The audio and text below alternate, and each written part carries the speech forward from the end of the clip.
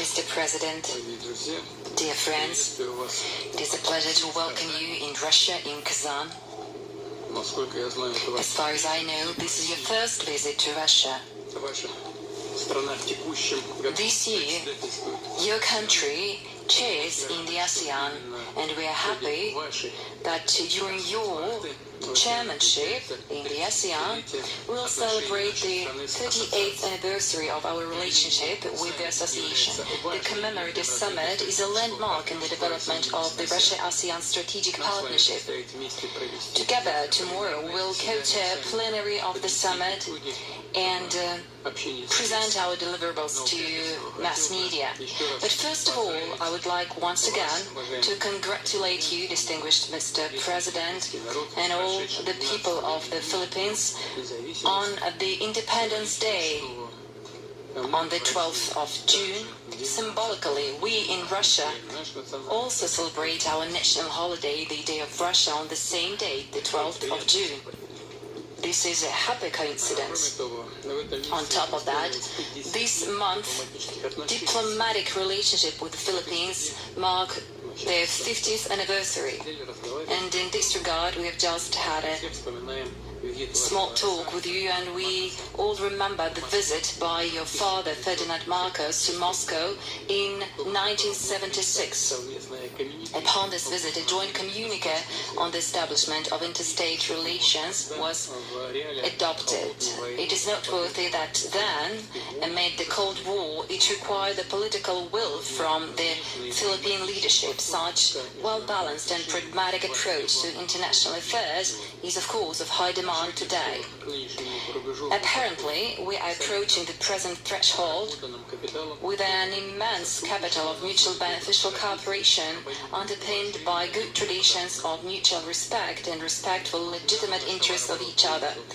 Last year, bilateral trade exceeded $0.5 billion. Of course, this is far from the limit, and of course there is a good potential to enhance supplies of agriculture and energy resources. Effective mechanisms of applied cooperation are in place. This includes the joint Russia-Philippine Commission on Trade and Economic Cooperation. Today, we have a good opportunity, Mr. President, to evaluate the current state of the Russia-Philippine cooperation. Once again, welcome.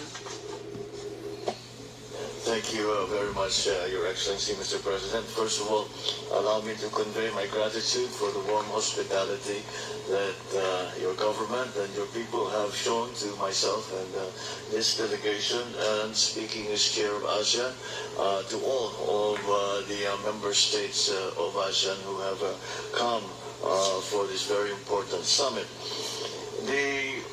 It is, as you have mentioned, Mr. President, it is a particularly significant time for us to be meeting, as this is the 50 years celebration of Philippine-Russian ties.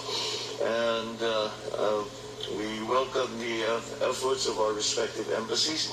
Since last year, they have spearheaded initiatives that celebrated this milestone, and in particular, the photo exhibition that was held in Moscow, inaugurated and displayed in the Foreign Ministry in Moscow. We hope to continue our regular conduct of political consultations between our foreign ministries. They provide a very important opportunity to explore further ways of cooperation. And once again, speaking as chair of ASEAN, I personally extend my invitation to Your Excellency to attend the 21st East Asia Summit, which is scheduled to take place in Manila next November. The East Asia Summit remains an integral part in maintaining a regional architecture towards our shared goal of a stable, secure, and prosperous region. On the trade and investment relationship between our two countries, again, I would like to thank you for the hospitality and support that was extended to our delegation at the 4th meeting of the Joint Commission on Trade and Economic Cooperation, which was held in Moscow last September.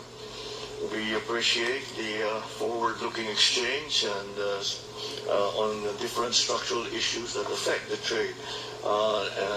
between our two countries. And as you have mentioned, Your Excellency, there are many potential areas that I think we should that's still open to explore. And I think that the present level of trade, although it is steady, I think that there is a great deal more that we can do. We note that during the JCT-EC meeting held in Moscow, energy and food security emerged as a one of the mutual priorities of both our countries.